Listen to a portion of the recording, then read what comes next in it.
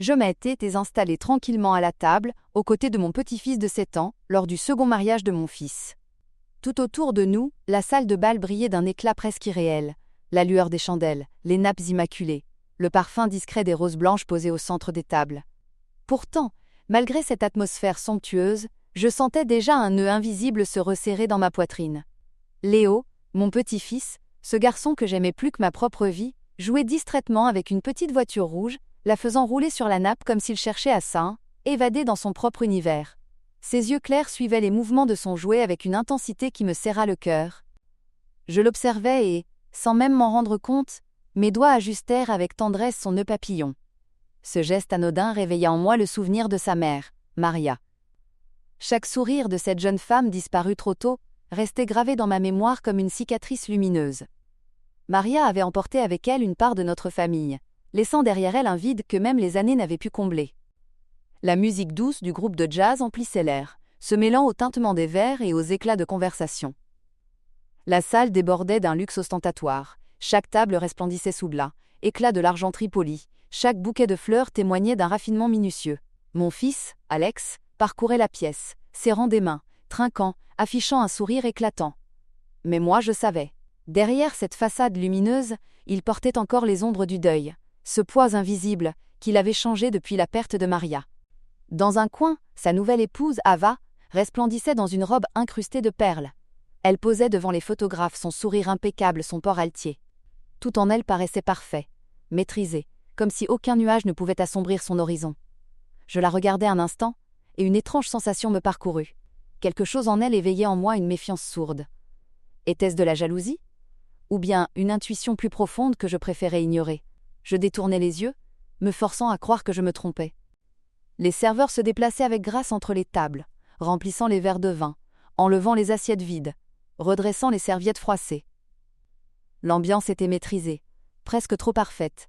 Un vieux couple assis à côté de nous se tourna vers moi avec un sourire bienveillant. Comme il grandit vite, ce petit Léo. Quel âge a-t-il désormais, Emma ? Je répondis d'une voix douce, le regard plein de fierté. Il vient d'avoir 7 ans. Le temps file à toute allure. Je coupai un petit morceau de gâteau pour le tendre à Léo. Ses yeux brillèrent de gratitude, mais aussitôt il replongea dans son jeu, concentré sur sa voiture rouge comme si ce jouet était son seul refuge. Puis, soudain, ses mains cessèrent de bouger. La voiture resta immobile. Son visage perdit toute sa légèreté enfantine. Ses grands yeux ronds se fixèrent sur moi avec un sérieux glaçant. Mon cœur s'accéléra. Je posai ma main sur son épaule, cherchant à comprendre. Ses petits doigts glacés saisirent ma main avec force. Dans un souffle tremblant, il murmura « Moi, mamie. Je veux partir tout de suite. » Sa voix vibrait d'une peur qu'il ne savait pas nommer. J'eus l'impression que le sol s'ouvrait sous mes pieds. Je me penchai vers lui, inquiète, tentant de garder une voix calme. « Moi, qu'y a-t-il, mon chéri ? Dis-moi. » Léo frissonna, ses lèvres tremblèrent, puis il articula si bas que je dus approcher mon oreille. « Tu n'as pas regardé sous la table, n'est-ce pas ?» Mes entrailles se glacèrent. Je baissai lentement les yeux et soulevai la nappe blanche. L'espace sombre sous la table me sembla un abîme. C'est là que je vis le petit papier plié, posé près de la chaise de Léo. Mes doigts tremblaient quand je l'attrapais. Je l'ouvris, le souffle court. Quelques mots griffonnés suffirent à bouleverser mon monde. Table 8. Ajouter des crevettes à l'assiette de l'enfant. Guillemets double. Un simple ordre, mais pour nous, une condamnation à mort. Léo était gravement allergique. Une seule bouchée aurait pu l'emporter. Mon cœur se mit à battre si fort que je crus qu'il allait exploser. La musique, les rires, les conversations.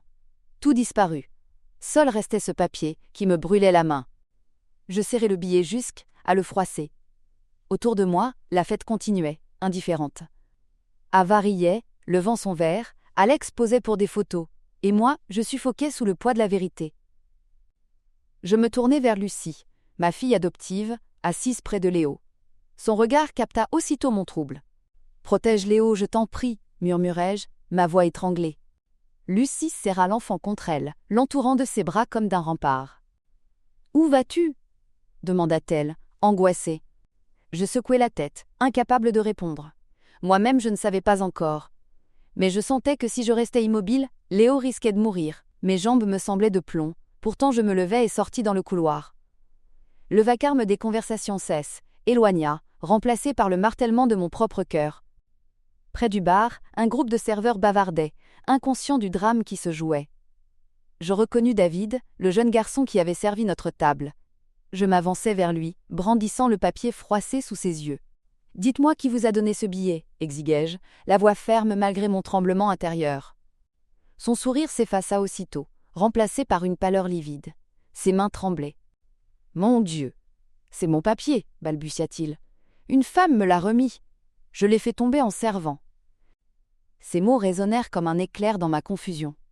Mais au lieu de m'apaiser, ils attisèrent mon angoisse. « Quelle femme ? Qui était-ce » insistai-je, presque en criant. David recula, désemparé. « Moi Je ne connais pas son nom, madame. Elle m'a juste dit de le donner au chef. Je n'avais aucune idée. » La rage et la peur bouillonnaient en moi. J'approchai encore, la voix tremblante. « Savez-vous seulement que mon petit-fils est gravement allergique aux crevettes ?» Une bouchée. « Une seule, et il meurt !» David blêmit davantage, secouant la tête avec horreur. « Je vous jure, madame, je ne savais pas !» Autour de nous, les autres serveurs chuchotaient, intrigués.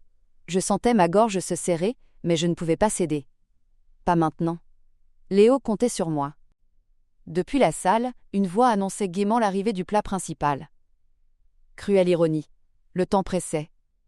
Je pris une profonde inspiration, crispé sur ce papier devenu preuve d'un complot abject. Et je sus, d'une certitude glaciale, que je ne pouvais plus me taire.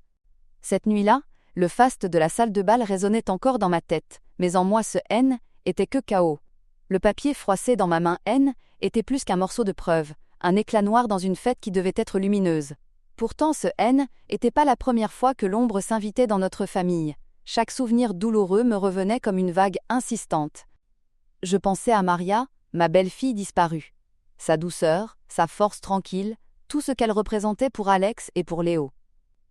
Maria avait été comme une fille pour moi, et lorsqu'elle avait été arrachée à la vie, était comme si le monde était effondré. Je revois encore le jour de son enterrement, la pluie tombait sans relâche, comme si le ciel lui-même pleurait. Léo, trop jeune pour comprendre, serrait mon manteau d'une main tremblante.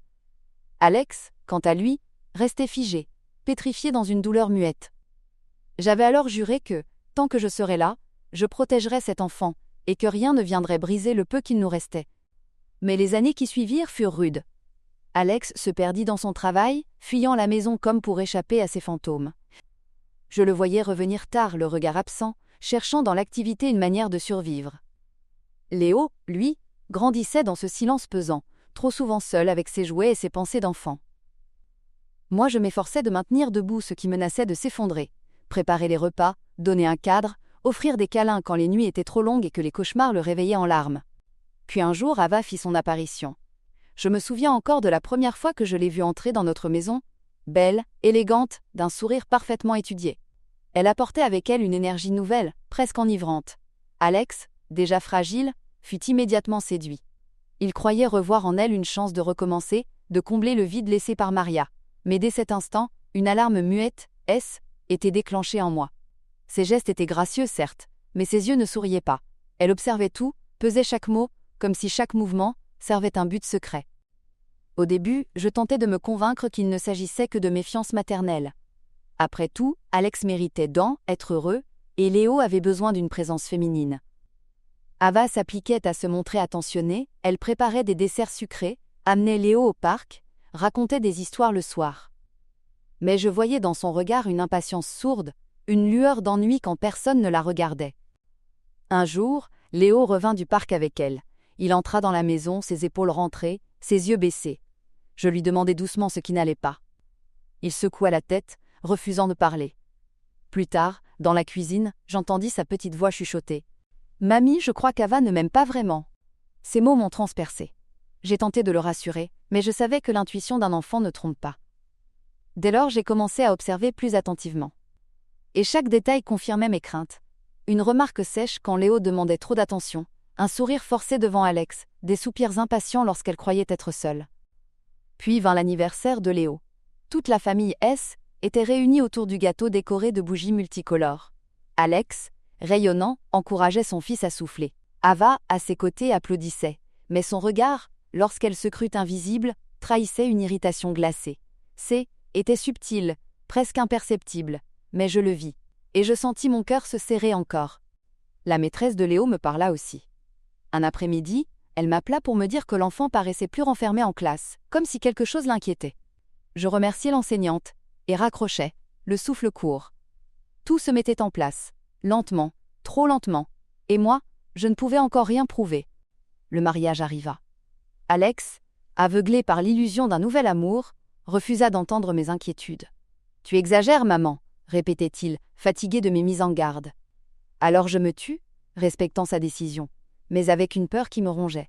Et ce soir-là, dans cette salle de bal éclatante, mes pressentiments prirent corps sous la forme d'un papier plié. Ce petit billet qui disait tout. Je regardais Léo, blotti contre Lucie après ma demande, et une détermination glaciale s'imposa en moi. Je ne laisserai plus jamais personne mettre en danger ce que j'aime. Pas après Maria.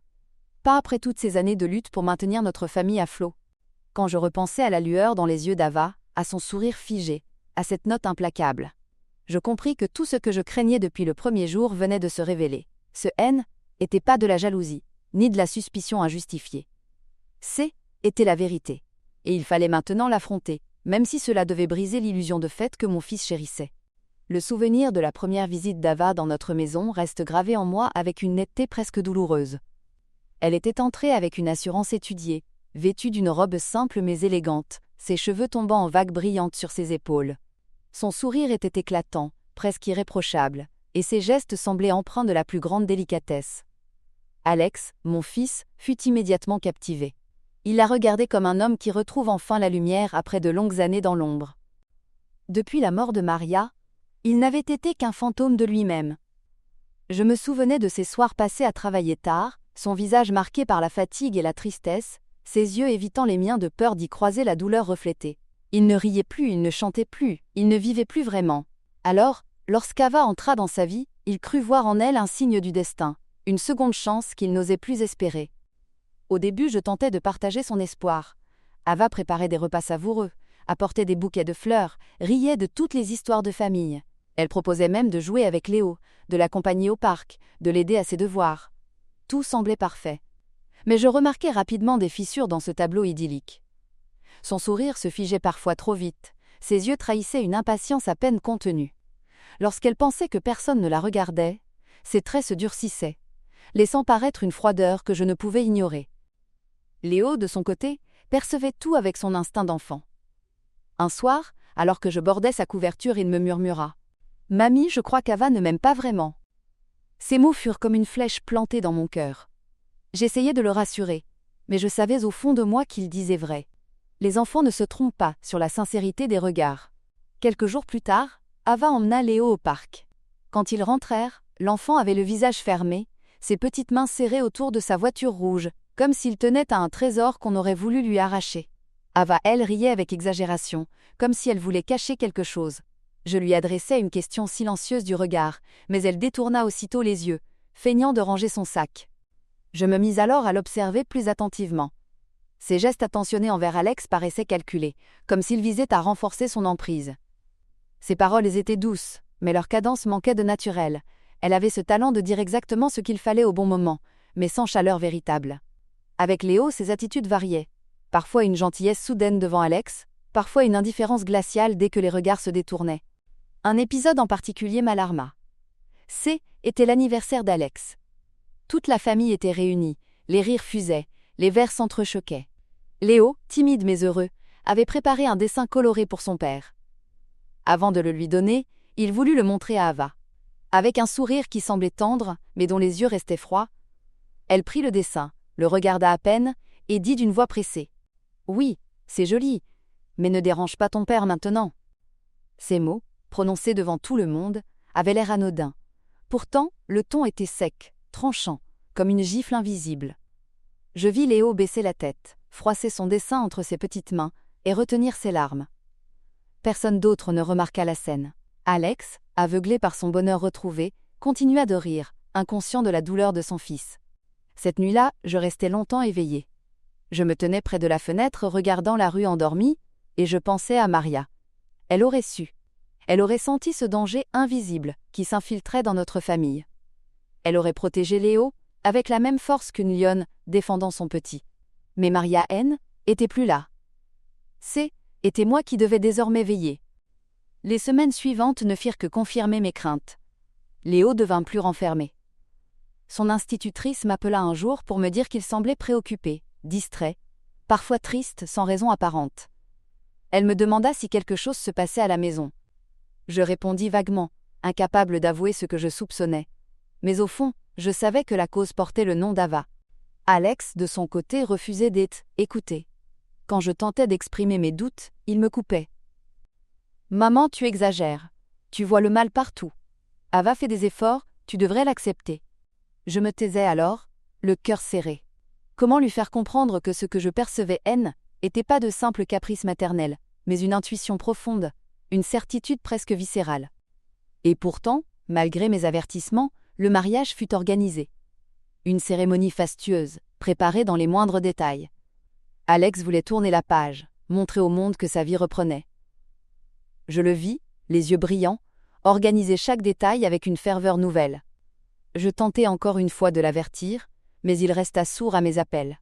Le soir venu, dans cette salle de bal scintillante, mes craintes prirent une forme tangible. Les chandeliers projetaient des lumières dorées, les rires fusaient, Ava brillait dans sa robe perlée. Mais au fond de moi, une voix chuchotait sans cesse que quelque chose allait se produire. Et quand Léo tira ma main avec ce regard grave, quand il me supplia de regarder sous la table, je compris que ce n'était pas de la jalousie, ni des soupçons sans fondement. Était la vérité, nue et terrible, prête à éclater au grand jour.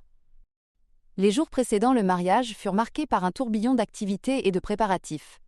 Toute la maison semblait transformée en une ruche où chacun courait d'une tâche à l'autre. Les fleuristes entraient et sortaient, les traiteurs ajustaient les menus, les couturières faisaient des retouches de dernière minute. Alex rayonnait, convaincu que cette fête serait le début d'une nouvelle vie, un symbole de renaissance après les années d'ombre. Moi je l'observais, partagé entre l'amour immense que je lui portais et l'angoisse muette qui me déchirait. Je voyais Léo se tenir à distance de cette effervescence. L'enfant n'osait pas exprimer son malaise, mais ses gestes le trahissaient. Il triturait sans cesse à sa petite voiture rouge, jouait seul dans un coin, fuyant le regard d'Ava chaque fois qu'elle passait près de lui. Elle, au contraire, multipliait les sourires devant Alex, s'appliquant à incarner l'aile, épouse parfaite. Mais dès que ses yeux croisaient ceux de Léo, son masque se fissurait, laissant entrevoir une froideur glaciale. Le soir de la cérémonie arriva enfin. La salle de bal brillait d'un luxe éblouissant. Nappes immaculées, candélabres étincelants, bouquets de roses blanches, musique de jazz flottant dans l'air comme une promesse de fête. Les invités prenaient place, échangeant des rires, des compliments, des souvenirs. Tout semblait parfait, mais pour moi, chaque détail sonnait faux, comme un décor de théâtre destiné à cacher une vérité menaçante. Je étais assise à côté de Léo. Le garçon, fidèle à lui-même, faisait rouler sa voiture rouge sur la nappe, indifférent au tumulte autour de lui. J'essayais de sourire, de lui donner un peu de réconfort, mais je sentais la tension dans ses petits doigts glacés. Soudain il s'arrêta net, les yeux agrandis par une peur que je ne lui connaissais pas. Il serra ma main avec une force inattendue, et me murmura, la voix tremblante. « Moi, mamie, je veux partir, tout de suite. » Mon cœur bondit. Je me penchai vers lui, inquiète. « Moi, qu'est-ce qui se passe, mon chéri ?» Il déglutit, les lèvres pâles, puis chuchota d'une voix à peine audible. « Tu n'as pas regardé sous la table, n'est-ce pas ?» Je me raidis. Lentement, je soulevai la nappe. Dans l'ombre, mes yeux distinguèrent un petit papier plié.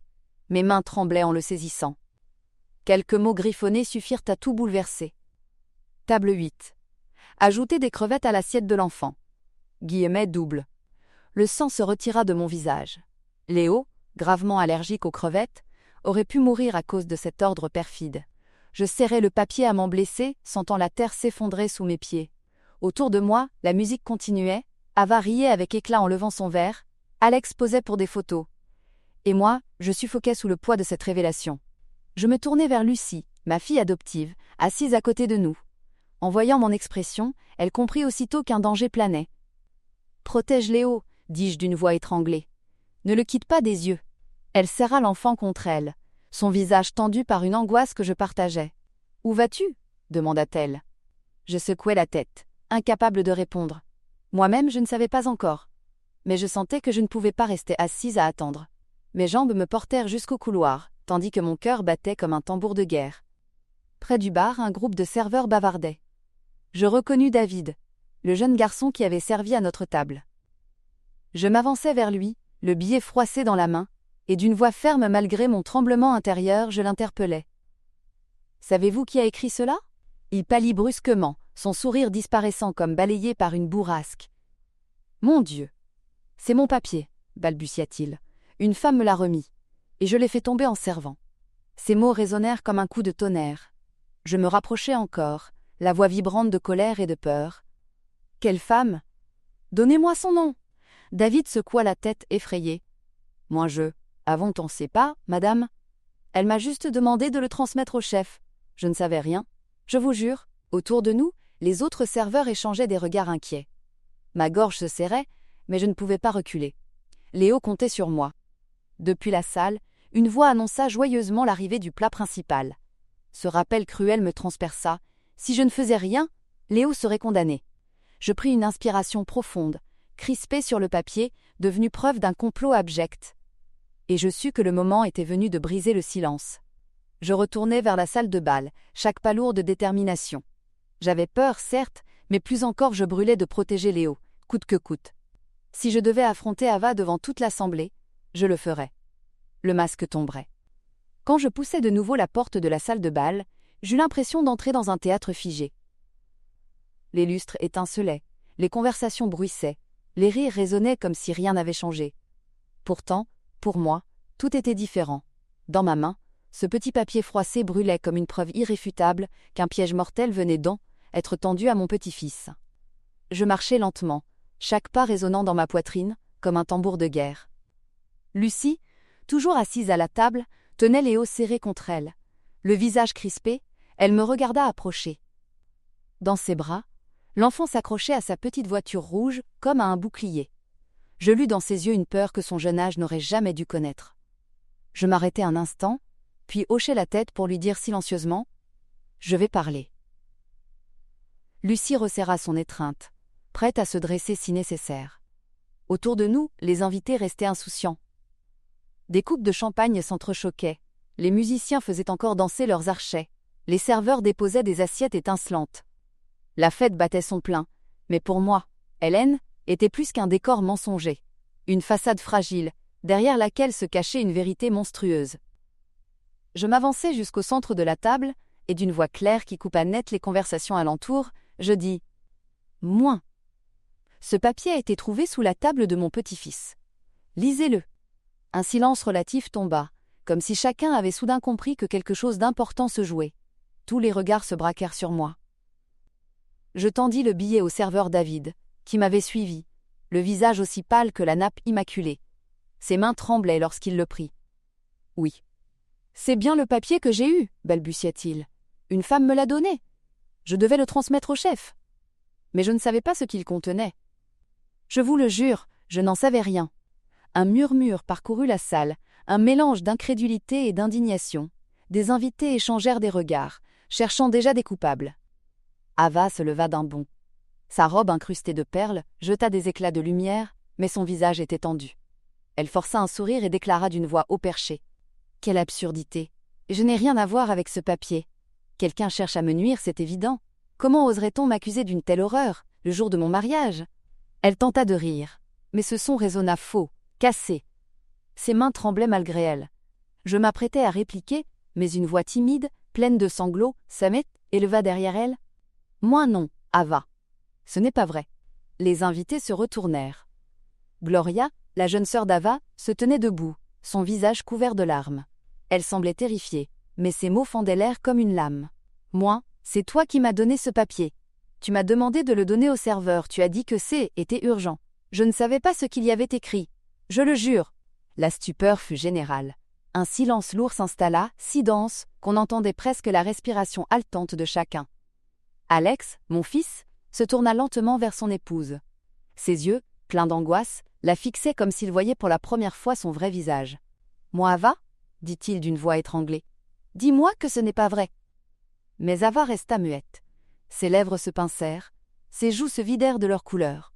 Son regard se posa sur Gloria, incandescent de rage. « Tais-toi » hurla-t-elle soudain. « Tu inventes, tu mens pour me salir !» Gloria éclata en sanglots, secouant la tête avec désespoir. « Moins, je n'ai rien inventé. Tu m'as fait participer à ton plan. Ces mots tombèrent comme des pierres. L'onde de choc traversa la salle. Les convives, pétrifiés, semblaient incapables de détourner les yeux. Lucie se leva alors à son tour, tenant toujours Léo contre elle. Sa voix, glaciale et ferme, coupa le silence. « Moins. Si vous continuez à nier, nous pouvons demander les images des caméras de surveillance. Alors tout sera révélé. » Un frisson parcourut l'assemblée. L'idée même de confronter Ava à une preuve irréfutable fit chanceler son assurance. Elle devint livide, ses yeux cherchant désespérément une issue. Mais il n'y en avait plus. Son mutisme devint son aveu. Autour d'elle, les chuchotements s'intensifièrent. Un oncle secoua la tête avec indignation. Comment peut-on en arriver à vouloir tuer un enfant ? Une vieille tante porta une main à sa poitrine, horrifiée. Les musiciens avaient cessé de jouer, tenant leurs instruments suspendus comme figés dans le temps. Les serveurs eux-mêmes étaient arrêtés, observant la scène avec effroi. Alex porta une main tremblante à son front. Sa respiration était haletante, ses yeux brillaient de larmes. Je vis sur son visage l'effondrement de toutes ses certitudes. Cet homme, mon fils, qui avait tant souffert déjà, voyait à nouveau son monde se briser. Je pris Léo par la main et le ramenai contre moi. Ses petites mains glacées serraient mon bras. Je le couvris de mon étreinte, et dans ce geste se concentra toute ma force, toute ma détermination. Plus jamais je ne laisserai quelqu'un menacer cet enfant. Ava, immobile, subissait le jugement muet de la foule. Son masque était fissuré, puis effondré. Ses yeux, autrefois pleins d'assurance, haine, étaient plus que deux abîmes sombres. Elle ouvrit la bouche pour protester, mais aucun son n'en sortit.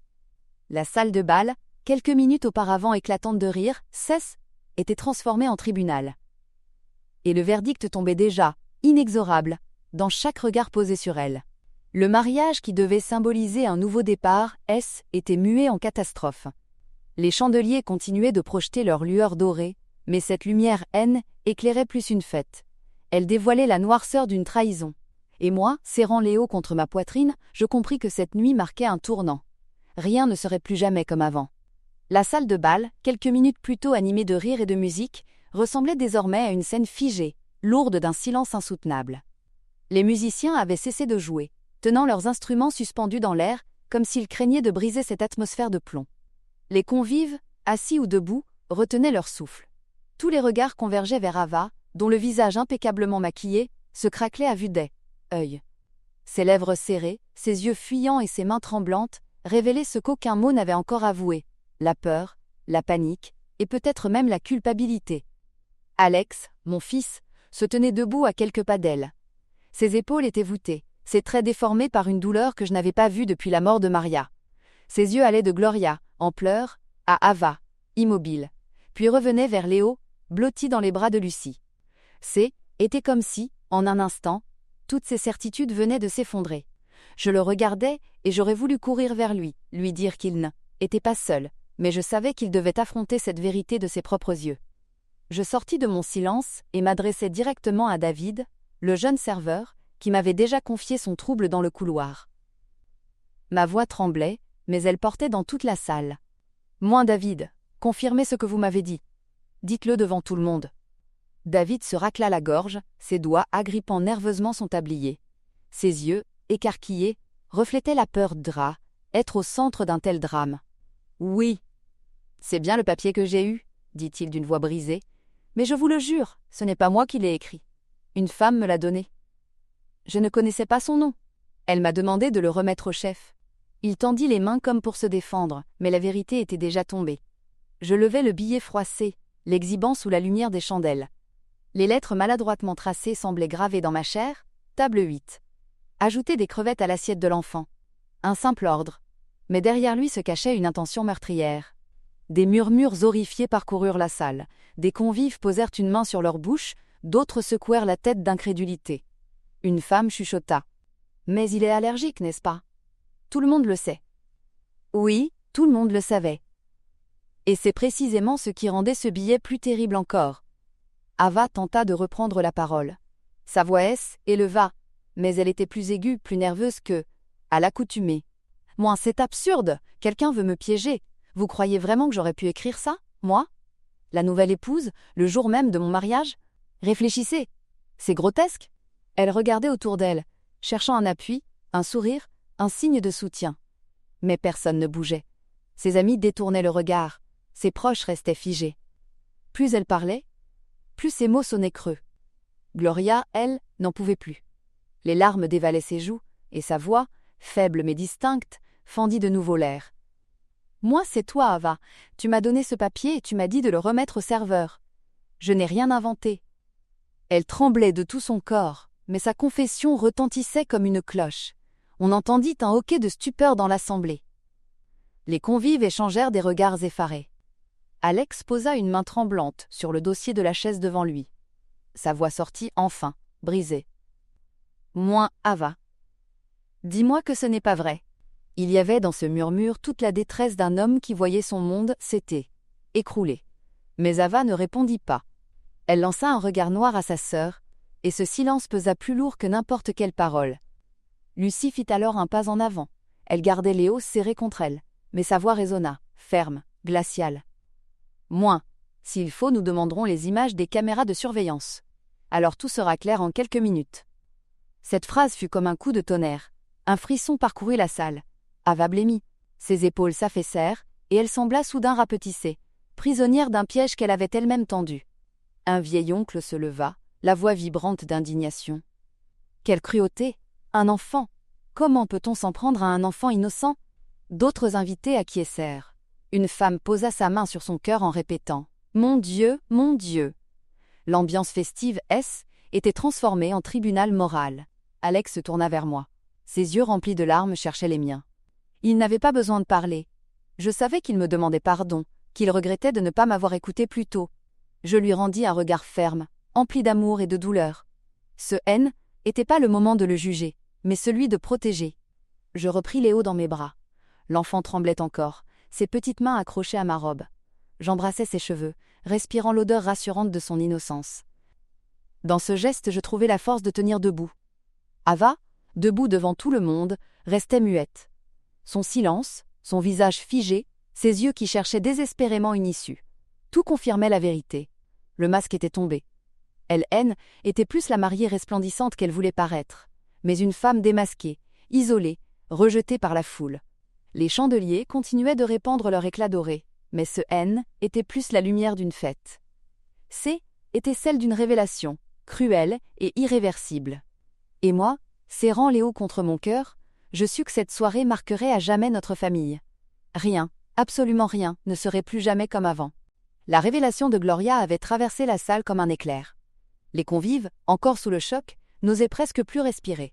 Tous les regards restaient fixés sur Ava, figée dans sa robe scintillante, les lèvres pincées, les yeux emplis d'une fureur contenue. Sa sœur, debout à ses côtés, sanglotait, incapable de reprendre son souffle. Je ressentis un pincement au cœur pour cette jeune fille perdue. Elle n'avait pas voulu de ce rôle, mais elle se retrouvait désormais au centre de ce drame, contrainte de trahir sa sœur pour sauver un enfant. « Ce n'est pas moi, As !» écria soudain Ava, d'une voix aiguë. « Vous mentez tous, vous complotez contre moi !» Sa voix monta, mais plus elle criait, plus son désespoir éclatait au grand jour. On sentait qu'elle luttait contre l'inévitable, que chaque mot la condamnait davantage. Gloria se couvrit le visage de ses mains, effondrée, et répéta à travers ses larmes. « Tu m'as fait remettre ce papier. » Je n'ai jamais su ce qu'il contenait. Un murmure d'indignation parcourut l'assemblée. Plusieurs invités se levèrent, choqués, secouant la tête. Le mot enfant revenait dans toutes les bouches, comme une accusation impossible à effacer.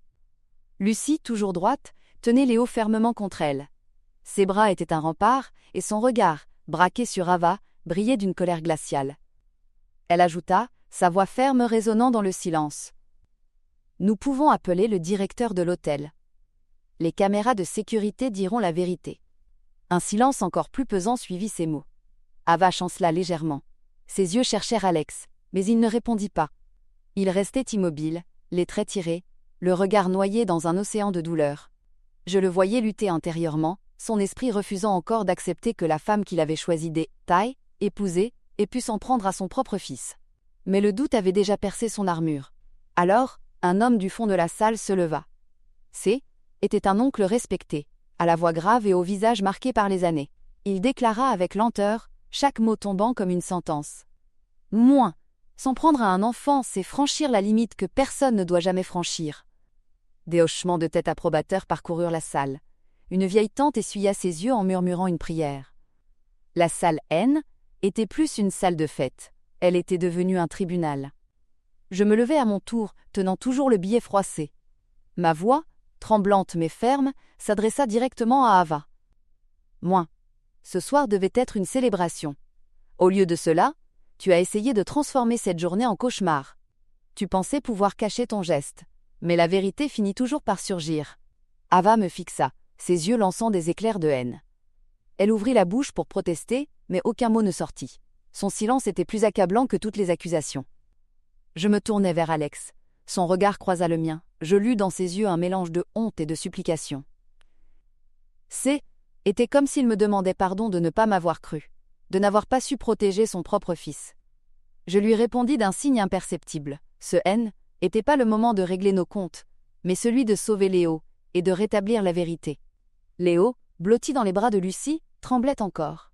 Ses grands yeux humides observaient la scène sans comprendre totalement, mais il savait que quelque chose de grave se jouait. Je caressai doucement sa joue pour l'apaiser, sentant ses petites mains agripper ma manche comme pour s'assurer que je ne le lâcherais pas. Autour de nous, les chuchotements montaient. Des mots durs, des reproches, des phrases de condamnation circulaient. Personne ne se rangeait du côté d'Ava. Les sourires qu'elle avait distribués pendant la soirée S étaient évaporés, ne laissant que la méfiance et le mépris. Alors que le tumulte grandissait, le maître d'hôtel s'approcha discrètement d'Alex et lui glissa quelques mots à l'oreille. Alex hocha la tête, le visage fermé. Il prit une grande inspiration, puis déclara d'une voix grave, adressée à tous. « Il suffit. Cette soirée est terminée. Je ne peux pas continuer comme si rien ne s'était passé. » Un frisson parcourut l'assemblée. Certains invités baissèrent la tête, d'autres fixaient Ava avec des regards accusateurs. Ava voulut s'avancer vers Alex, tendre la main vers lui. Mais il recula, son geste sec la clouant sur place. Dans son regard, je vis l'amour brisé, la confiance réduite en cendres. Elle comprit, à ce moment précis, qu'elle avait tout perdu. Je me tournai vers Lucie, qui tenait toujours Léo. Ensemble, nous échangeâmes un regard d'alliance silencieuse. Nous savions que le pire avait été évité de justesse, mais que cette nuit laisserait des cicatrices profondes. La salle de bal, décorée de fleurs et de chandelles, semblait désormais un décor grotesque, témoin d'un drame familial exposé au grand jour. Je sentis mes jambes fléchir sous le poids de l'aile, émotion, mais je tins bon. Léo avait besoin de ma force, et Alex aussi, même s'il ne l'admettrait pas encore. Alors que le silence retombait, je compris une chose essentielle. Les masques avaient enfin chuté. Ava ne pouvait plus se cacher, et cette vérité, même douloureuse, était notre seule chance de reconstruire. La soirée, qui devait sceller une union, N, était plus qu'un champ de ruines. Les chandeliers continuaient de projeter leur lumière dorée, mais elles ne faisaient qu'accentuer la noirceur de ce qui venait d'être révélé. Autour de nous, les invités, encore sous le choc, murmuraient entre eux. Certains, choqués, ramassaient déjà leurs affaires pour quitter discrètement la salle, incapables de supporter plus longtemps la tension. D'autres restaient assis, hypnotisés, comme s'ils assistaient à une pièce dont ils refusaient de rater la moindre réplique. Alex demeurait debout, les bras ballants, son regard perdu. Ses yeux, rougis par l'aile, émotion, fixaient Ava sans vraiment la voir. Il était prisonnier d'un dilemme cruel. Reconnaître la vérité et accepter que la femme qu'il venait d'épouser ait tenté de tuer son fils, ou s'accrocher à l'illusion d'un bonheur factice, construit sur un mensonge. Je voyais son souffle saccadé, son poing serré sur la table comme pour s'empêcher de vaciller. Ava, elle, ne bougeait plus. Son visage, figé dans une expression de froide colère, semblait sculpté dans la pierre. Pourtant, dans ses yeux brillait une panique qu'elle ne pouvait plus cacher. Ses doigts, crispés sur le tissu de sa robe, trahissaient l'orage intérieur qui la consumait. Elle avait tout misé sur cette soirée, sur cette union, et en quelques minutes, son château de cartes S était effondré. Je sentais Léo trembler dans mes bras. Ses yeux agrandis scrutaient les visages d'adultes qu'il connaissait à peine. Il ne comprenait pas toutes les paroles échangées, mais il percevait l'hostilité, la peur, et il savait que le danger avait été réel. Je caressais doucement ses cheveux, murmurant à son oreille. « Moi, tu es en sécurité, mon ange ? Je suis là. » Lucie posa une main réconfortante sur mon bras. Son regard rencontrait le mien, plein de force et de solidarité. Depuis des années, elle avait été à mes côtés dans les épreuves, et ce soir encore, elle se dressait comme un pilier. Je savais qu'elle partageait ma détermination. Quoi qu'il arrive, Léo ne serait plus jamais laissé à la merci de personnes malveillantes. Les invités reprirent peu à peu leurs esprits. Un homme, que je connaissais à peine, se leva et dit d'une voix vibrante. « Moi, c'est une honte. Une cérémonie transformée en tentative de meurtre. Nous ne resterons pas témoins de cette infamie. » Il partit, entraînant derrière lui plusieurs autres convives. Le bruit de leurs pas résonna dans le hall, et ce départ accentua l'impression d'un naufrage. Le mariage, prévu comme une célébration grandiose, se dissolvait devant nos yeux. Je me tournai vers Alex. Il ne disait rien, mais ses traits se durcissaient. Il serra les mâchoires et enfin il prononça d'une voix basse mais ferme. « Moins Ava, je veux que tu me regardes. » Elle leva les yeux, hésitante comme un animal acculé. Alex poursuivit. « Tu as menti à tout le monde. Tu m'as menti à moi. Mais ce que je ne peux pas pardonner, c'est ce que tu as fait à mon fils. » Sa voix se brisa sur le mot « fils ». Un silence pesant s'installa, si lourd que j'entendais battre mon propre cœur. Ava tenta de parler, mais ses lèvres tremblaient. Elle finit par murmurer. « Moins je voulais juste protéger ce qui nous appartenait. » Ces mots, à peine audibles, déclenchèrent une onde de stupeur. Alex pâlit, et les convives restants échangèrent des regards indignés. Protéger ? Quel mot terrible pour justifier l'injustifiable. Je fis un pas en avant, tenant toujours Léo contre moi. Ma voix, calme mais implacable, Vasse, éleva. Un enfant n'est jamais un obstacle. Vouloir lui faire du mal, c'est perdre toute humanité. Les yeux d'Ava croisèrent les miens, et je lus dans son regard une haine farouche. Mais derrière cette haine, je percevais une détresse, une peur d'avoir tout perdu. Et en vérité, elle avait tout perdu. Lucie s'approcha à son tour, son visage fermé, et dit d'un ton tranchant. « Tu as montré qui tu es réellement. Nous n'avons plus rien à ajouter. » Alex détourna enfin les yeux d'Ava. Son corps entier sembla s'effondrer sous le poids de la désillusion. Il passa une main dans ses cheveux, puis se tourna vers moi et vers Léo. Ses yeux brillaient de larmes contenues. Je sentis qu'un nouveau lien venait de se tisser entre nous. La promesse silencieuse qu'il ne laisserait plus jamais personne menacer son fils. Les convives restants se levèrent lentement, comme pour prendre position. Certains s'approchèrent de nous, posant une main réconfortante sur mon épaule ou adressant un sourire à Léo. D'autres, en revanche, fixaient Ava avec un mélange de colère et de mépris. Elle, seule, restait debout au centre de la pièce, prisonnière de ses mensonges et de son orgueil brisé. La salle de bal, magnifiquement décorée, semblait désormais grotesque, comme un décor trop luxueux pour une tragédie si humaine. Le parfum des fleurs se mêlait à l'odeur des bougies consumées, créant une atmosphère étouffante.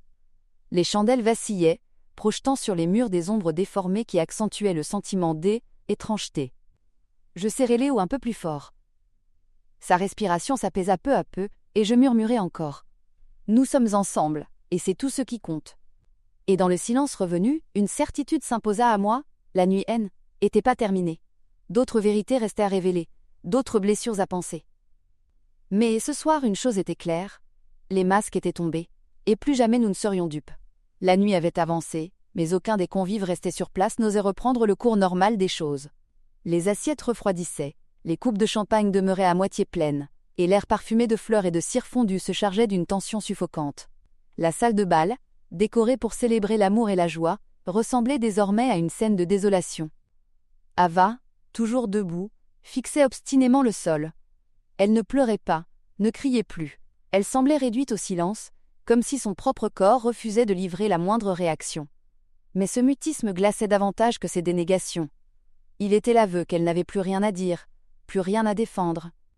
Ses épaules s'affaissaient, et la lumière qui l'entourait était plus qu'un cruel contraste avec sa chute. Alex, lui, paraissait avoir vieilli de 10 ans en l'espace d'une heure.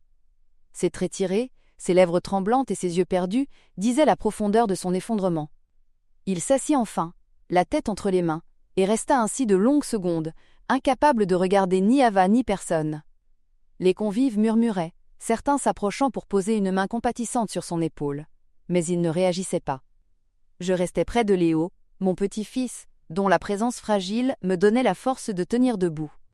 Ses yeux fatigués se fermaient à moitié, mais ses petits doigts s'agrippaient toujours à ma robe, comme s'il craignait que le monde s'effondre s'il me lâchait. Je l'embrassai doucement sur le front, et je sentis son souffle chaud contre ma peau. Dans ce geste simple, je trouvais l'énergie de continuer à affronter ce chaos. Lucie se tenait près de moi, la main posée sur mon bras. Elle aussi observait la scène avec une vigilance inquiète, ses lèvres serrées et ses yeux fixés sur Ava disaient qu'elle ne baisserait pas la garde. Son instinct protecteur se mêlait au mien, et nous formions un rempart silencieux autour de Léo. Le maître d'hôtel revint, hésitant, et chuchota à mon oreille. « Les autorités sont en route. Il fallait signaler l'incident. » Je hochai la tête. Ce Venn n'était pas une fête gâchée que nous vivions, mais un crime qui venait de être déjoué. L'intervention de la police devenait inévitable. Les minutes étirèrent, pesantes. Les invités, mal à l'aise, ne savaient plus s'ils devaient partir ou rester témoins de ce dénouement. Certains se retirèrent discrètement, fuyant la honte et la tension. D'autres demeurèrent, comme fascinés par le drame qui se déroulait sous leurs yeux. Puis, le bruit de pas lourds résonna dans le couloir. La porte s'ouvrit, laissant entrer 2 agents de police en uniforme. Leur présence imposa un silence absolu. Les chandelles vacillèrent sous le courant d'air, et l'atmosphère déjà lourde devint étouffante. L'un des agents s'approcha d'Alex et parla à voix basse.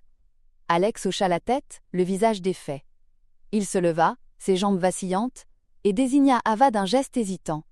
Elle releva brusquement la tête, ses yeux écarquillés, et pour la première fois de la soirée, elle sembla réellement terrifiée. « Non, non, » protesta-t-elle. « Vous ne comprenez pas. Tout ça est un mensonge. » Sa voix se brisa, et ses mots, autrefois assurés, étaient plus que des murmures désespérés. Les agents s'avancèrent, posèrent une main ferme sur son bras. Elle tenta un geste de recul, mais leur prise était solide. « Madame, dit l'un d'eux, vous allez devoir nous suivre. » Un murmure d'effroi parcourut la salle. Les invités restés figés observaient, incapables de détourner les yeux. Ava se débattit faiblement, son regard cherchant désespérément Alex. Mais Alex ne bougea pas. Il restait là, droit, les bras le long du corps, le visage ravagé mais déterminé. Je vis dans ce silence une décision irrévocable. Mon fils avait compris qu'il ne pouvait plus sauver cette femme, ni lui pardonner. Sa priorité désormais était Léo et rien d'autre. Ava fut escortée vers la sortie, ses pas résonnant comme une marche funèbre. Son image, si triomphante en début de soirée, était plus qu'une silhouette brisée disparaissant derrière les portes massives de la salle. Lorsque le silence retomba, il avait une autre texture. Ce était plus celui de la peur, mais celui du vide. Le vide, laissé par une trahison, par un amour détruit, par une famille menacée. Je serrai Léo un peu plus fort, et je sentis Lucie poser sa main sur mon épaule. Nous nous regardâmes toutes les deux, conscientes que ce n'était pas la fin. Non, ce était que le début d'un autre combat. Reconstruire, protéger, guérir. Et dans ce silence lourd, une certitude s'imposa. Plus jamais je ne laisserai les ombres prendre le dessus. Ce soir les masques étaient tombés, et désormais, il faudrait avancer dans la lumière, coûte que coûte. Le départ d'Ava, escorté par les agents de police, avait résonné dans toute la salle comme une déflagration silencieuse. Les lourdes portes étaient refermées derrière elle, et ce bruit sourd marqua symboliquement la fin d'un rêve et le début d'un long cauchemar.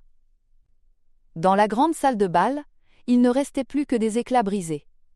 Des nappes froissées, des assiettes abandonnées, des bouquets qui perdaient leurs pétales sous l'effet de la chaleur et du temps. Les chandeliers, toujours allumés, diffusaient une lumière dorée qui paraissait ironique, presque cruelle, éclairant non plus une fête, mais les ruines d'une famille déchirée. Alex était resté immobile au centre de la pièce. Ses yeux fixaient un point invisible, comme s'il tentait de rassembler les morceaux de son esprit éparpillé. Il semblait plus vieux de 10 ans. Ses épaules voûtées, ses traits tirés, ses mains crispées sur le dossier d'une chaise, trahissaient l'effondrement intérieur qu'il essayait encore de masquer. Plusieurs invités, restés par loyauté ou par curiosité, l'observaient en silence. Aucun n'osait s'approcher, comme si la douleur qui émanait de lui formait une barrière infranchissable. Je me tenais non loin de lui, Léo endormi dans mes bras.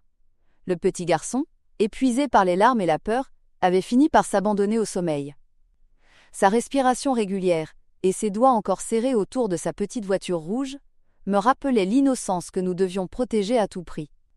Je caressais doucement ses cheveux, et dans ce simple geste, je puisais la force de rester debout. Lucie se tenait près de moi, vigilante, son visage fermé mais digne. Elle aussi avait vieilli en une soirée, mais son regard déterminé disait qu'elle ne céderait pas. Les policiers, restés quelques instants pour prendre des notes, interrogèrent rapidement le personnel de l'hôtel. Le maître d'hôtel leur remit le papier découvert sous la table et expliqua la chronologie des événements. David, le serveur, confirma ce qu'il avait dit plus tôt, tremblant encore sous le poids de sa responsabilité involontaire. Les chandelles projetaient leurs ombres mouvantes sur les uniformes sombres des agents, accentuant l'impression d'un procès improvisé, au cœur même d'une fête avortée. Alex finit par se laisser tomber sur une chaise. Sa tête bascula en avant, ses mains couvrant son visage. Ses épaules tremblaient légèrement. Je m'approchai et posai doucement ma main sur son bras. « Tu n'es pas seul, murmurai-je. Tu ne l'as jamais été. » Il leva les yeux vers moi, et dans son regard se mêlaient la honte, la douleur et un reste d'amour filial. « Comment ai-je pu ne pas voir, maman ? Comment ai-je pu laisser cette femme entrer dans nos vies et menacer mon fils ?» Sa voix se brisa. Je serrai sa main et soutins son regard. « Parce que tu as voulu croire au bonheur, » répondis-je calmement. « Et il n'y a rien de honteux à espérer. Ce qui compte maintenant, c'est Léo. Il est là, vivant, et nous allons nous reconstruire. » Lucie s'avança et posa une main sur elle, épaule de son frère. Sa voix, plus ferme que la mienne, sonna comme une promesse. « On va s'en sortir, Alex. Nous avons traversé pire. Cette fois encore, nous resterons ensemble. » Alex hocha lentement la tête.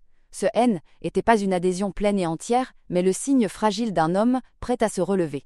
Les policiers finirent par conclure leur démarche. L'un d'eux s'approcha d'Alex et déclara d'un ton professionnel. « Vous devrez venir demain matin au poste pour votre déposition officielle. Nous vous contacterons si nous avons besoin de précisions supplémentaires. » Alex acquiesça en silence. Ses yeux se posèrent sur Léo, et je vis une flamme renaître dans son regard, celle d'un père qui, malgré la douleur, retrouvait sa raison de vivre. Peu à peu, la salle se vida. Les convives encore présents de Sani éclipsèrent discrètement, laissant derrière eux des regards compatissants ou des paroles murmurées. Les musiciens, muets, rangeaient leurs instruments, les serveurs repliaient les nappes tachées, et le personnel tentait maladroitement de remettre un peu d'ordre dans ce chaos. Mais rien ne pouvait effacer l'atmosphère pesante, la fête était morte, et chacun le savait. Je proposai doucement de rentrer. Alex accepta sans discuter, trop épuisé pour résister. Lucie prit l'initiative d'appeler la voiture. Nous traversâmes ensemble le couloir désert, nos pas résonnant étrangement fort sur le marbre poli. Le silence, seulement rompu par ce bruit, semblait appuyer sur nos épaules comme une chape de plomb. Dehors, la nuit était fraîche. L'air humide nous enveloppa, contrastant avec l'atmosphère étouffante de la salle. Les lampadaires diffusaient une lumière blafarde, et la rue, d'ordinaire animée, paraissait déserte. Une voiture noire attendait devant l'entrée. Alex aida Lucie à installer Léo à l'arrière et je m'assis près de lui pour veiller sur son sommeil. Le trajet se fit dans un silence complet. Les phares découpaient des lignes jaunes sur l'asphalte, et les visages figés dans l'habitacle reflétaient chacun leur propre tempête intérieure. J'observais Alex, assis à l'avant, le profil tendu, la mâchoire serrée. Était le visage d'un homme qui venait de tout perdre, mais qui se jurait intérieurement de ne plus jamais faillir à son rôle de père. Lorsque nous arrivâmes à la maison, Léo fut porté dans sa chambre. Je restai près de son lit, caressant doucement ses cheveux jusqu'à ce que son souffle devienne paisible. Dans son sommeil, il paraissait enfin à l'abri, et cette vision fut mon seul réconfort. Dans le salon, Alex et Lucie étaient assis côte à côte.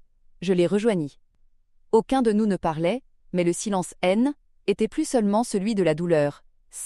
Était celui d'un serment tacite. Nous savions que rien ne serait facile, que les blessures mettraient du temps à guérir, mais nous savions aussi que nous tiendrions bon. Pour Léo, et dans ce silence lourd, je compris que la véritable bataille commençait seulement. La maison entière semblait retenir son souffle après la nuit tragique que nous venions de vivre. Le silence qui l'habitait N n'était pas un silence ordinaire. Il était lourd, vibrant, comme s'il contenait encore l'aile, écho des cris, des larmes et des accusations de la veille.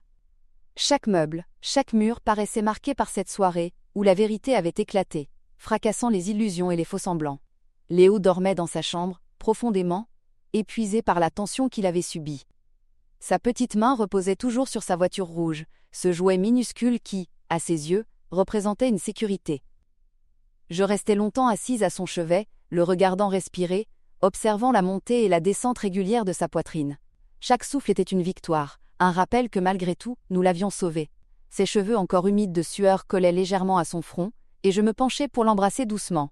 Je murmurais des mots apaisants, qu'il n'entendait sans doute pas, mais qui me rassuraient moi-même. « Tu es là, tu es vivant, rien ne pourra plus t'atteindre. » Guillemets doubles. Dans le salon, Alex était resté des heures, incapable de dormir. Je l'avais entendu marcher de long en large, puis s'asseoir, se relever encore. Quand je descendis le rejoindre, je le trouvais assis dans l'obscurité, la tête entre les mains, les épaules secouées de tremblements silencieux. La lampe éteinte laissait à peine filtrer la lueur froide de la lune, dessinant des ombres dures sur son visage. Lucie se tenait à ses côtés, immobile. Ses yeux, rougis par la fatigue, brillaient encore de colère et de tristesse. Elle avait posé une main sur le bras de son frère, mais Alex semblait absent, prisonnier de ses propres pensées. Je m'avançai et pris place près d'eux. L'air sentait encore le thé refroidi, preuve que quelqu'un avait tenté d'instaurer un semblant de normalité au cœur du chaos. Alex releva enfin la tête. Ses yeux étaient cernés, rougis, et ses traits semblaient creusés par des années de douleur accumulées. Sa voix, quand elle éleva, haine, était plus qu'un murmure rauque. Comment ai-je pu en arriver là? Comment ai-je pu laisser une femme comme Ava entrer dans notre vie, au point de mettre Léo en danger? Il ferma les yeux, et 2 larmes roulèrent sur ses joues sans qu'il tente de les retenir. Mon cœur se serra. J'aurais voulu trouver des mots magiques pour effacer sa culpabilité, mais il n'y en avait pas. Alors je posai ma main sur la sienne, la pressant doucement. « Tu as voulu croire en l'amour, » répondis-je d'une voix calme. « Et il n'y a rien de honteux à espérer. Ava a abusé de ta confiance, elle a profité de tes failles. Mais cela ne fait pas de toi un mauvais père. Regarde Léo, il est là, vivant. Tu n'as rien perdu d'essentiel. » Lucie hocha la tête avec vigueur, renforçant mes paroles. « Tu as souffert, Alex, dit-elle d'une voix ferme. Mais tu n'es pas détruit. Tu as Léo, tu nous as. Et tu as maintenant une vérité claire. C'est douloureux, mais c'est aussi une délivrance. » Alex secoua la tête, ses doigts crispés sur ses genoux. « Moins, une délivrance ? J'ai l'impression d'avoir tout perdu une nouvelle fois. » Je le regardai droit dans les yeux. « Moins non. Tu n'as pas tout perdu. Tu as encore ce qui compte vraiment. L'amour d'un enfant et la possibilité de réparer. » Le silence retomba. On n'entendait que le tic-tac régulier de l'horloge dans le couloir et, au loin, le bruit d'une voiture qui passait. Ce calme nous enveloppait, mais il était habité par des pensées lourdes. Au bout d'un moment, je me levai pour préparer du thé chaud. Le simple rituel, remplir la bouilloire, attendre l'eau frémissante, sentir la vapeur élevée, m'apaisa. Quand je revins avec 3 tasses, Alex leva les yeux vers moi avec une gratitude muette. Nous bûmes ensemble, sans un mot, mais ce partage valait plus que des discours. Était comme un serment silencieux. Continuer à se soutenir, malgré la douleur. Peu à peu, les mots revinrent. Alex osa se confier davantage. « Ah, c'est moins aime. Je croyais qu'Ava était une chance, une seconde vie. Je croyais qu'après tout ce que j'avais perdu, elle serait la preuve que le bonheur était encore possible. Et je me rends compte que je n'ai été qu'un aveugle. Elle n'a jamais aimé ni moi, ni mon fils. Elle a seulement aimé ce que j'avais à offrir. » Ses mains tremblaient, mais sa voix était plus claire. Lucie répondit avec dureté. « Alors sois fière d'avoir ouvert les yeux. Le danger est derrière nous. Elle ne reviendra pas. Et tu n'es pas seule pour affronter ce qui vient. » Alex resta silencieux un moment, puis hocha lentement la tête. Ses yeux se posèrent sur la fenêtre, où les premières lueurs de l'aube commençaient à poindre. La nuit s'achevait enfin. Je me levai et ouvris légèrement les rideaux. Le ciel se teintait d'un bleu pâle, et les oiseaux commençaient à chanter timidement. La lumière, encore fragile, pénétra dans la pièce, dissipant les ombres. Je ressentis alors une étrange sérénité. Ce lever de soleil n'effaçait pas nos blessures, mais il apportait une promesse, celle d'un nouveau départ. Je posai une main sur elle, épaule d'Alex. « Regarde, » lui dis-je doucement, « le monde continue. Nous aussi, nous continuerons. » Ses yeux croisèrent les miens, et pour la première fois depuis des heures, j'y vis briller une étincelle. Il ne était pas guéri, il ne était pas encore. Mais il venait de franchir une étape, accepter que la reconstruction était possible. Lucie se leva à son tour et vint enlacer son frère. Je les rejoignis, et nous restâmes ainsi, serrés les uns contre les autres, formant un cercle fragile mais solide. Léo dormait encore à l'étage, ignorant que cette étreinte silencieuse venait de sceller une promesse. Quoi qu'il arrive, nous serions unis pour lui, pour l'avenir. Et quand le soleil se leva enfin, inondant la pièce de lumière, je sus au plus profond de moi que ce matin marquait la fin d'une nuit, mais surtout le commencement d'une renaissance. Les jours qui suivirent furent lourds d'une atmosphère étrange, presque irréelle. La maison paraissait à la fois refuge et prison. Refuge parce qu'elle abritait encore nos vies. Prison parce que chaque recoin semblait rappeler l'ombre d'Ava et la douleur qu'elle avait semée. Les volets laissaient entrer une lumière pâle, et chaque matin, quand je poussais la porte de la chambre de Léo, je me sentais saisie d'une gratitude muette. Le voir respirer calmement, serrant toujours sa petite voiture rouge dans son poing minuscule, suffisait à me rappeler pourquoi nous devions continuer à avancer. Je m'asseyais souvent à côté de lui, observant son visage paisible, ses cils posés sur ses joues rondes, et je murmurais des promesses qu'il n'entendait pas. « Rien ne t'arrivera plus, mon enfant, nous serons toujours là. » Ces mots, je les disais autant pour lui que pour moi-même, comme pour sceller une prière silencieuse. Chaque fois que ses lèvres s'entr'ouvraient dans un soupir endormi, j'y voyais un signe d'innocence retrouvée, un appel à protéger encore davantage cette vie fragile. Alex, de son côté, s'enfermait dans de longues heures de silence. Parfois, je le surprenais, assis dans le salon, immobile, fixant le vide comme s'il cherchait à reconstituer les morceaux brisés de son existence. Ses épaules, autrefois droites et fières, semblaient courbées sous un poids invisible. Pourtant, dans ses yeux, je lisais désormais autre chose qu'un désespoir brut. Une volonté sourde de se relever. Chaque fois qu'il croisait le regard de son fils, je voyais une étincelle s'allumer, fragile mais réelle. Lucie restait auprès de nous, infatigable, attentive. Elle préparait les repas, rangeait la maison, mais surtout elle apportait une force morale qui nous soutenait. Le soir, quand Alex semblait sombrer dans ses regrets, elle s'asseyait près de lui et lui parlait doucement, lui rappelant qu'il avait survécu à pire, qu'il avait encore un rôle à jouer. Sa voix était ferme, presque maternelle, et je sentais qu'elle devenait un pilier incontournable de notre équilibre. Les journaux, eux, ne laissaient aucun répit.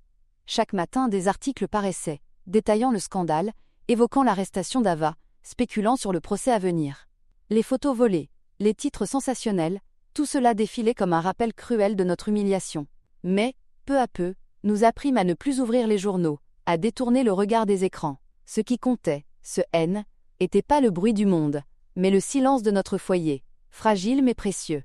Un soir, alors que la lumière dorée du crépuscule baignait le salon, Alex s'assit près de moi. Il paraissait plus calme, ses traits moins crispés, mais ses yeux trahissaient encore la lutte intérieure. « Maman, dit-il d'une voix basse, j'ai honte. Honte d'avoir cru, honte d'avoir mis Léo en danger. Mais je veux que tu saches une chose, je ne laisserai plus jamais personne approcher mon fils de cette façon. Plus jamais. » Je le regardais longuement. Ses mains tremblaient légèrement, mais sa voix était ferme. Je posai la mienne sur la sienne. « Tu as fait des erreurs, Alex, mais tu as aussi ouvert les yeux. C'est cela qui compte. Tu as choisi ton fils, tu l'as protégé quand il le fallait. Tu n'as pas à porter seul le poids de cette douleur. » Lucie s'approcha et posa sa main sur bas, épaule de son frère. « Nous sommes ensemble, Alex. Ce qui est brisé peut se réparer, ce qui est perdu peut se transformer en force. » Ces mots, simples mais profonds, résonnèrent dans la pièce. Alex ferma les yeux, laissant couler une larme qu'il n'essuya pas. C'est était une larme de deuil, mais aussi de libération. Léo entra à ce moment-là, encore en pyjama, ses cheveux ébouriffés et son jouet serré dans sa main. Il s'approcha de son père et leva les bras. Alex le prit aussitôt contre lui, le serra longuement. Le petit garçon posa sa tête sur son épaule et soupira de contentement. Cette image, si simple, contenait toute la vérité de notre combat. Malgré les trahisons, malgré la souffrance, l'amour demeurait. Nous restâmes ainsi, tous les trois, serrés dans une étreinte silencieuse. Le temps semblait suspendu. J'avais l'impression que même la maison, témoin de nos larmes, retenait son souffle pour accueillir cette réconciliation. Plus tard, quand la nuit tomba, nous restâmes encore réunis dans le salon. Pas de musique, pas de rire, mais une paix étrange. Les flammes dans elle, âtres projetaient des ombres dansantes sur les murs, comme pour effacer peu à peu les souvenirs de la fête gâchée. Je pensais alors à Maria, disparue trop tôt. Je l'imaginais regardant cette scène depuis un ailleurs mystérieux, le cœur apaisé de voir son fils tenir son petit garçon contre lui. Son absence restait une blessure béante, mais son souvenir devenait une lumière, guidant nos pas. Au fond de moi, je compris que cette histoire, avec ses drames et ses épreuves, serait le socle de notre avenir.